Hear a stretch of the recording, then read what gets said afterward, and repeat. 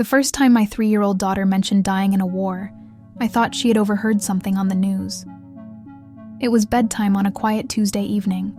I was tucking her into her favorite pajamas when she looked up at me with those impossibly serious eyes and said, "Mama, why do the planes drop fire from the sky?" "What planes, sweetheart?" "The big gray planes that came over our city. They dropped fire that burned everything. Our city. Not this city, our city." Like she was remembering somewhere else entirely. "Emma, honey, you've never seen planes drop fire. That only happens in movies." She shook her head firmly. "No, Mama. It happened to me. When I was Heinrich." Heinrich. My 3-year-old daughter was telling me she used to be a boy named Heinrich. Heinrich died in the fire from the sky. But he wasn't. Scared because his mama was holding him. She said it so calmly, so matter-of-factly. Like death was just another childhood experience. No more traumatic than scraping your knee on the playground. My name is Sarah, and this is the story of how my daughter Emma revealed memories of dying in World War II with details so precise, so historically accurate, that they changed everything I thought I knew about war, memory, and the innocent souls who carry the weight of humanity's darkest moments. Emma had never been a typical 3-year-old. While other children her age played with dolls and building blocks, Emma would line up her toy cars in perfect formation and march them across the living room floor. "What are your cars doing, sweetheart?" "They're soldiers going to fight the bad men, but some of them won't come home." The concept of soldiers not coming home was far too sophisticated for a 3-year-old. But Emma understood war with a clarity that disturbed me. She would build elaborate structures with her blocks, then knock them down violently. "The bombs are coming," she would announce. "Everyone has to hide in the basement." "What bombs, Emma?" "The ones that make the big loud noise and shake the ground. They break all the buildings and hurt the people inside." She had an irrational fear of sirens, ambulances, fire trucks. Even the tornado warning system at our town hall would send her into panic attacks. "The sirens mean danger," she would sob. "When you hear sirens, the planes are coming." What 3-year-old associates sirens with air raids? But Emma did. She would throw herself on the ground and cover her head with her hands whenever she heard any kind of warning sound. "Emma, those are just ambulances helping sick people." The sirens in Heinrich's town meant planes with bombs. Everyone had to run to the basement and be very quiet. Heinrich again. Always Heinrich. The mysterious boy she claimed to have been before she was Emma. "Tell me about Heinrich, sweetheart." Heinrich was 7 years old and he lived in a big city with lots of tall buildings. He spoke different words than we do. What kind of words? Hard words. Words that sound angry even when you're not angry. German. She was describing German. Heinrich's papa was a soldier, but he went away and never came back. Heinrich's mama cried a lot after Papa went away. What was Heinrich's mama's name? Greta. And she had yellow hair like yours, Mama. But she was always scared. Greta. A German name from the World War II era. What was Heinrich scared of? The planes that came at night. They made a loud buzzing sound like giant bees. And when they flew over, you had to turn off all the lights and hide. Air raid protocols, blackout procedures, historical details that no 3-year-old should know. What happened when the planes came? Emma's expression would grow dark. Sometimes they just flew over and went to bomb other places, but sometimes they opened their bellies and dropped fire. Fire? Big bombs that exploded and made everything burn. The buildings, the cars, the people. Were you ever hurt by the bombs? Not at first. Heinrich and Mama Greta always made it to the basement in time. But one night, she would trail off, staring at something I couldn't see. What happened that night, Emma? The sirens were too late. The planes came before the sirens, and Heinrich and Mama Greta couldn't get to the basement. Where were you? In the kitchen. Mama Greta was making bread because we didn't have much food left. Heinrich was helping her. Wartime food shortages, another historically accurate detail. Then what happened? The ceiling fell down, big pieces of stone and wood. Mama Greta pushed Heinrich under the table, but the fire came anyway. You were burned? Emma nodded sadly. The fire was so hot it hurt to breathe, and everything was loud. The bombs, the buildings falling down, people screaming. What did you do? Heinrich held Mama Greta's hand. She was hurt too, but she sang. To him, a song about angels coming to take good children to heaven. Do you remember the song? Emma began humming a melody I had never heard before. Haunting, beautiful, distinctly European. Mama Greta said the angels were coming for Heinrich, and he shouldn't be scared because angels are nice. Then what happened? Heinrich went to sleep, but not regular sleep, the forever sleep. And then he floated up and watched the city burning. You watched the city burn? All of it. The whole city was on fire, and there were people running in the streets trying to find safe places. But there weren't any safe places left. The level of detail was staggering. The historical accuracy was impossible. But Emma was 3 years old. How could she know about World War II bombing raids? How could she describe air raid protocols and wartime conditions with such precision? The breakthrough came during a family visit to my father's house. Dad was a World War II history buff, with shelves full of books about the European theater.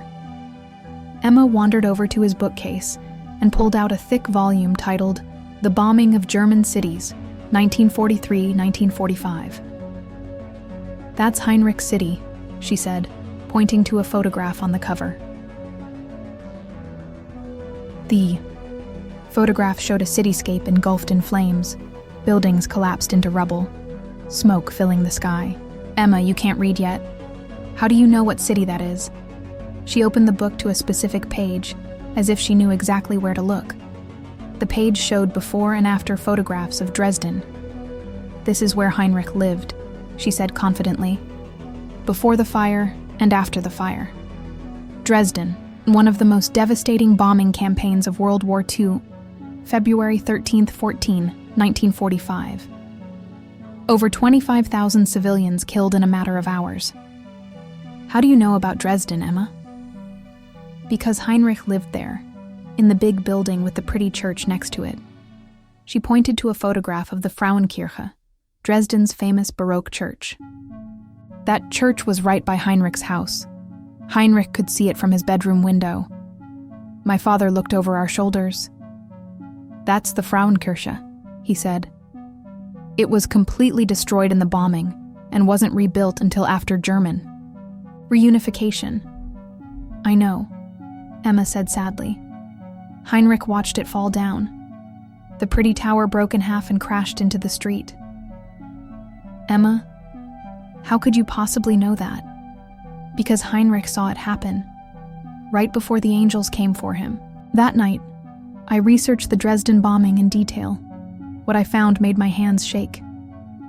The bombing had indeed occurred on the night of February 13-14, 1945. The attack had come with minimal warning. Air raid sirens had been delayed or malfunctioned in some areas of the city. Many civilians had been caught in their homes, unable to reach bomb shelters in time. The bombing had created a firestorm that consumed the historic city center. The Frauenkirche had collapsed during the second wave of bombing, its Baroque dome crashing into the street below. Thousands of people had died in their homes, trapped by falling debris and engulfed by flames. Everything Emma had described, all of it historically documented, all of it impossible for a 3-year-old to know. The next day, I showed Emma more photographs from my father's books, images of Dresden. Before the war, street scenes, buildings, daily life in a German city. She recognized specific locations with startling accuracy. That's the market where Mama Greta bought vegetables, she said, pointing to the Altmark Square. And that's the big bridge Heinrich crossed to visit his friend Klaus. Who was Klaus? Heinrich's best friend. He lived on the other side of the river with his grandmother. What happened to Klaus? Klaus and his grandmother went to stay with family in the countryside before the bombing. Heinrich wanted to go too, but Mama Greta said they had to stay because she was waiting for Papa to come home from the war. Did Papa ever come home? Emma shook her head. Papa died, fighting the Russians. But Mama Greta didn't know that yet. She kept waiting and waiting. The detail about fighting the Russians was particularly chilling. By February 1945, German forces were indeed engaged in desperate fighting against Soviet troops advancing toward Berlin. Thousands of German soldiers were dying on the Eastern Front. Many families were left waiting for news that would never come. Emma, do you remember Heinrich's full name? Heinrich Müller, but everyone called him Heini. Heinrich Müller, a common German name from that era, potentially searchable if records still existed. Do you remember where Heinrich lived? The address? Neumarkt 15. In the apartment above the bakery. Neumarkt 15. A specific address in Dresden's historic center, an area that had been completely destroyed in the bombing. That evening, I spent hours researching Dresden records from the 1940s. What I found made my blood run cold. There had indeed been a bakery at Neumarkt 15. The building had housed a ground-floor bakery with residential apartments above. The structure had been completely destroyed on February 14, 1945. Records showed that several families had lived in the building. Among the confirmed casualties was Greta Müller, age 28, and her son Heinrich Müller, age 7.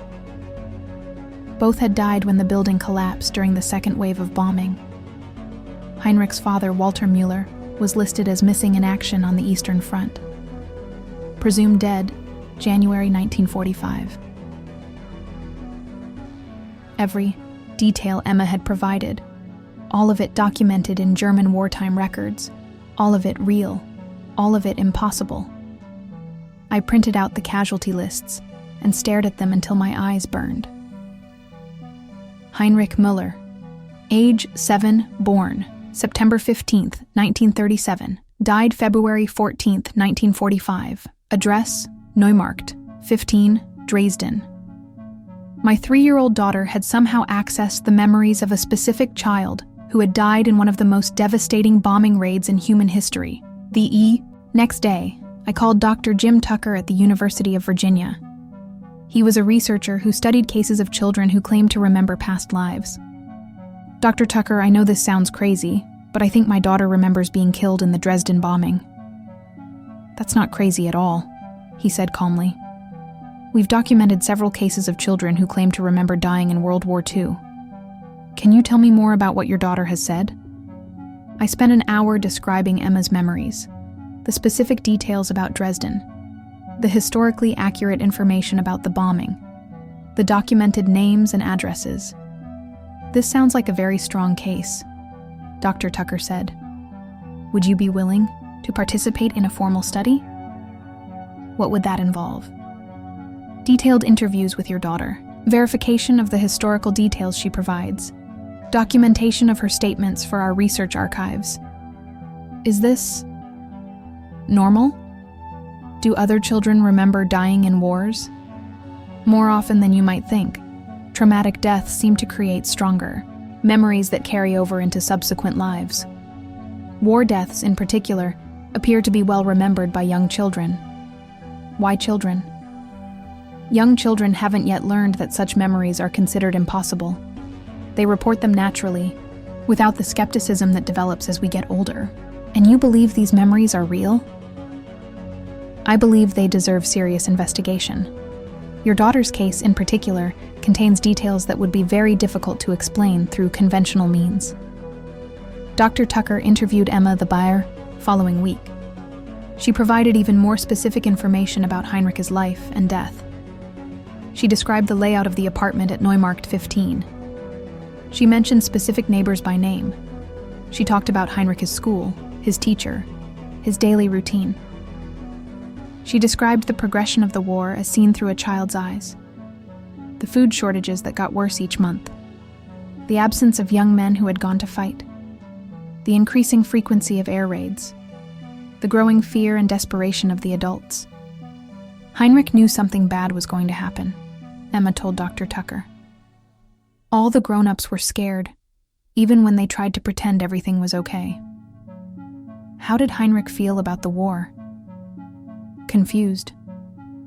He didn't understand why people wanted to hurt each other. He just wanted Papa to come home and for the planes to stop coming. What was the worst part of being Heinrich? Being hungry all the time, and seeing Mama Greta cry when she thought Heinrich was sleeping. What was the best part? When Mama Greta would sing songs and tell stories about when the war would be over. She said they would have a big garden with vegetables and flowers, and Heinrich could play outside without worrying about bombs. Did Heinrich want the war to end? More than anything. But he was worried that Papa wouldn't be able to find them if they moved away from Dresden. So they stayed because they were waiting for Papa? Emma nodded sadly. Mama Greta said family always finds each other, even if it takes a long time. But Heinrich's Papa never got the chance to find them. The interview revealed layer after layer of historically accurate detail. Emma's knowledge of wartime Dresden was encyclopedic. She knew about the refugee crisis as civilians fled the advancing Soviet forces. She described the impact of Allied bombing on German civilian morale. She mentioned specific wartime rationing policies and civilian defense measures, information that even many adults wouldn't know without specialized historical education. Dr. Tucker, I asked after the interview, how is this possible? How could a 3-year-old know so much about a specific historical event? In my experience, consciousness appears to be more resilient than we typically assume. Some memories seem to survive the death of the brain and transfer to subsequent incarnations. You really believe Emma is the reincarnation of Heinrich Müller? I believe Emma has access to Heinrich Müller's memories through some mechanism we don't yet understand.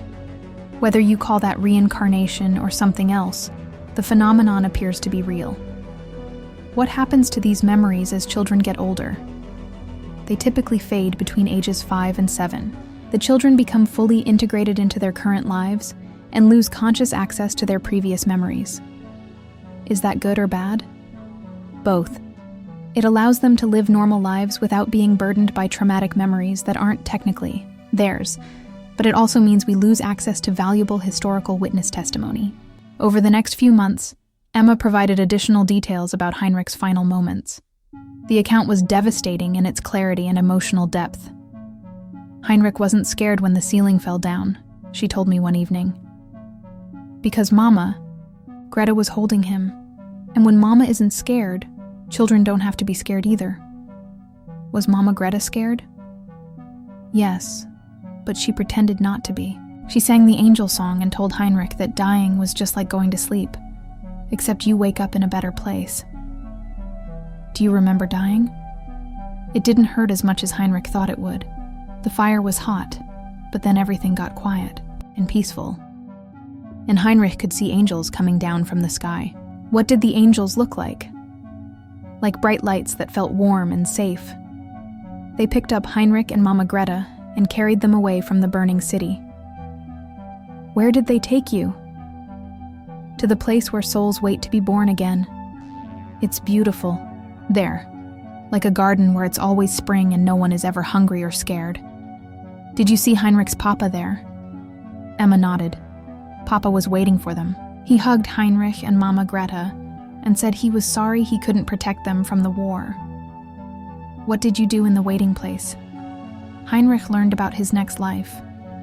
The angels showed him pictures of different families he could be born into. Families where he could be safe and loved. How did you choose our family? Heinrich saw you and Daddy and knew you were good people who would take care of him. And the angels said Heinrich's new name would be Emma, and he would be a girl this time instead of a boy. How do you feel about being a girl instead of a boy? Good. Being a girl means Emma probably won't have to be a soldier. Heinrich was always worried that when he grew up, he would have to go fight in wars like Papa did. Are you happy being Emma? very happy. Being Emma means being safe. No bombs, no hunger, no war. Just love and toys and bedtime stories.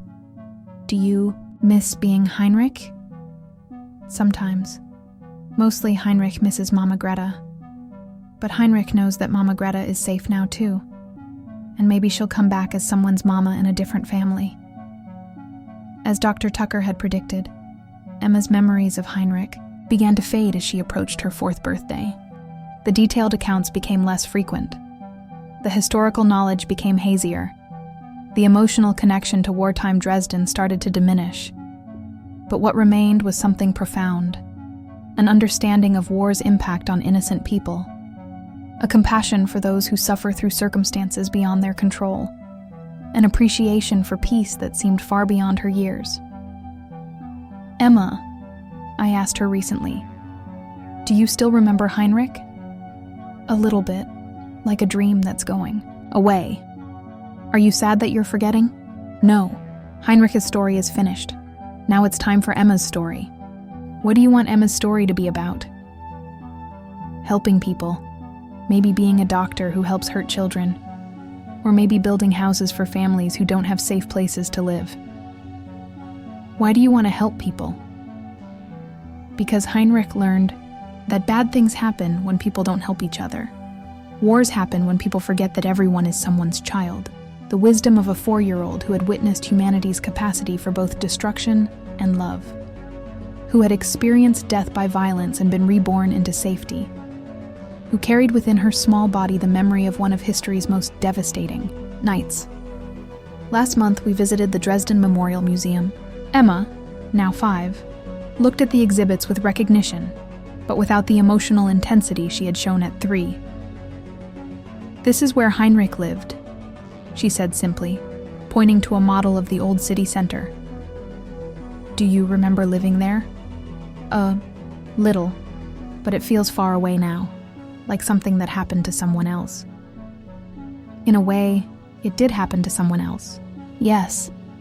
Heinrich was brave, and Mama Greta was brave. They didn't let the war make them stop loving each other." "What do you think Heinrich would want people to know about the war?" "That children just want to be safe and loved. They don't understand why grown-ups fight. They just want their families to be together." "Is there anything else?" "Wars hurt everyone, even the people who win. And when wars are over, everyone has to help rebuild, because children need safe places to grow up." Tonight, Emma is sleeping peacefully in her bed. No nightmares about falling bombs. No memories of burning cities. No fear of planes overhead. Just the quiet sleep of a child who is safe, loved, and protected from the horrors that once claimed her life. But sometimes when sirens sound in our town, she still looks up at the sky. Not with terror, but with a kind of ancient sadness. The sadness of someone who knows what those sounds can mean. What they meant for a 7-year-old boy named Heinrich Müller on a February night in 1945. And what they still mean for children in war zones around the world today. "Mama," she said to me recently, "why do wars still happen? Why don't grown-ups remember how much they hurt children?" "I don't know, sweetheart. Maybe that's why some children remember dying in wars, so we can tell grown-ups to stop." "Do you think that's why you remembered Heinrich?" "Maybe. Or maybe Heinrich just wanted someone to know that he was a real person who loved his mama and missed his papa and wanted the war to be over. And now people know. Yes, now people know that Heinrich Müller was here, and he mattered, and he didn't want to die." So I ask you this. When a 3-year-old child describes dying in a war with details that match historical records perfectly, when they carry memories of trauma that belongs to someone who died decades before they were born, when they know facts about historical events that even scholars study, when they somehow become witnesses to humanity's darkest moments, do you dismiss it as imagination? Or do you consider that maybe some memories are too important to be lost forever? That the voices of war's innocent victims refuse to be silenced by death? That consciousness itself might serve as a kind of historical archive, preserving the experiences of those who died too young to tell their own stories. I used to think history was something that happened to other people in other times. Now I know that history lives within us. That trauma echoes across generations. That the children who died in wars may find ways to speak through the children being born today. And perhaps that's their gift to us. The reminder that every casualty of war was someone's child. Someone who loved and was loved. Someone who deserved to grow up in peace. The rest is just memory. And some memories are too sacred to forget.